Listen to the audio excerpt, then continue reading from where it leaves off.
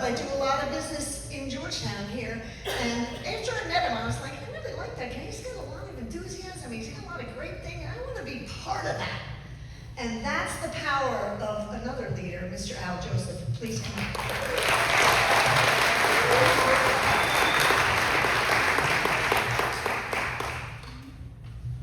Thank you so much. I don't know if I can live up to that. I mean, seriously, but thank you. So, you saw my wife up here a few minutes ago. Now you know the only reason I'm standing here, right? That's it. That's it. She was able to give something from Brook Green, so they threw me a bone. That's the way this works.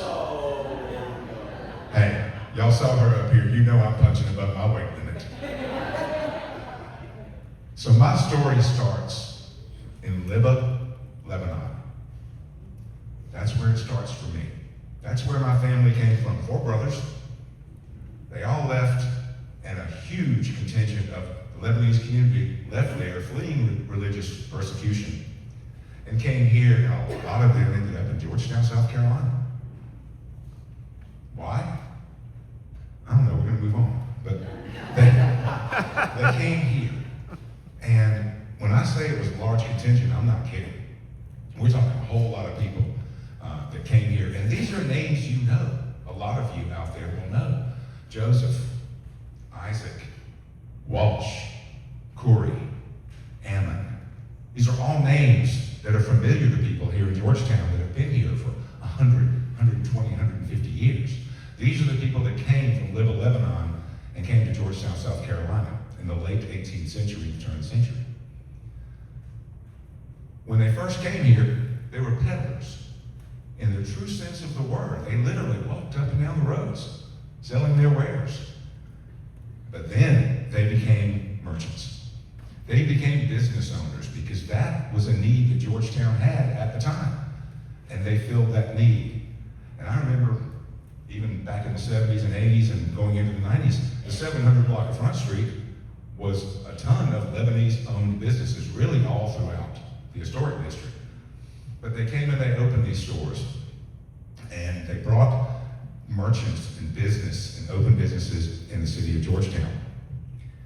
There's one of these stores that has a little bit of a special place in my heart. It's called Thomas Cafe. Anybody familiar with Thomas's Cafe? My grandparents owned Thomas's Cafe for 55 years. Now, I'm told, so don't fact check me if I'm wrong, but I'm told that Thomas Cafe is the longest serving restaurant in the state of South Carolina, continuously operating under the same name. Not the same ownership, the same name. So from 1930 to today, it's been Thomas Cafe. And my grandparents owned it for 55 years. It was my first job. I think I was 10. Helping out on a Saturday or maybe in the summers. My 3 sisters were the same way, bussing tables, doing whatever we needed to do, whatever we could do to help my grandparents and my uncle run the cafe. My mother worked right across the street almost at the Department of Education. Every day, 12 o'clock, Mom left her office, she went over to the cafe, and she helped her parents and her brother through the lunch rush and went back to work Monday through Friday, 5 days a week, every day. My sisters and I, that's where we started. That's where we learned how to work. That's where we learned the responsibility. The one thing we didn't learn was getting paid. We didn't get paid, but man, let me tell you something, we ate really well. Really well. I can still remember most of it. Let me think. Monday, hamburger steak. Wednesday and Saturday, the best fried chicken you've ever had in your life to this day. Thursday was pork chops, and Friday was a choice of flounder or shrimp Creole. I can still remember that. Great food, great food. Another family-related business that's been around for quite a long time, Joseph Dentistry. Okay? John Joseph started Joseph Dentistry. His son Johnny came in to the practice and spent 4+ decades there. And now Timmy Joseph is there. And Joseph Dentistry has been on Front Street in Georgetown, South Carolina for 82 years. Isn't that amazing? 82 years. So when when people say you have deep roots, these roots go way deep. They really do. They kind of go way down there when you think about that. One other really special place in the city of Georgetown to my family and to the Lebanese community is St. Mary's Catholic Church.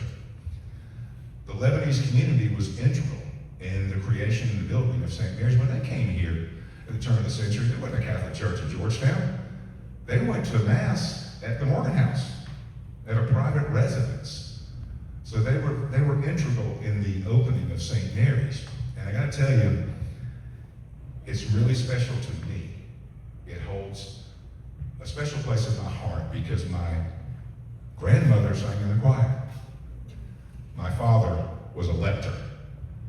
And more than 50 years later, my wife sang in the choir, and I was a lector.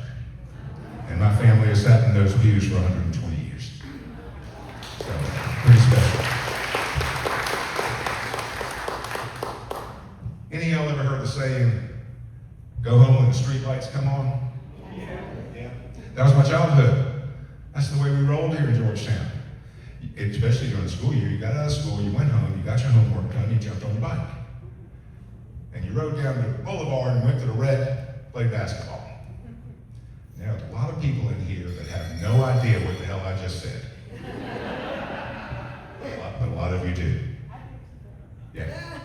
But that's what we did. Or we rode around and figured out where 5 or 6 bikes were laying over in the front yard, and that's where our friends were.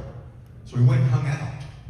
And then when it started to get dark and the street lights were coming on, we went home. And we sat around the dinner table with our family and had dinner every night. Idyllic childhood.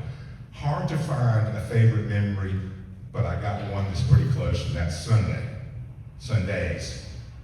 Sundays, went to Mass, went home, had Sunday lunch around that same table. But then we left. There wasn't any naps, there wasn't any watch football. We went to our grandparents' house, and we visited with family, and we ate again.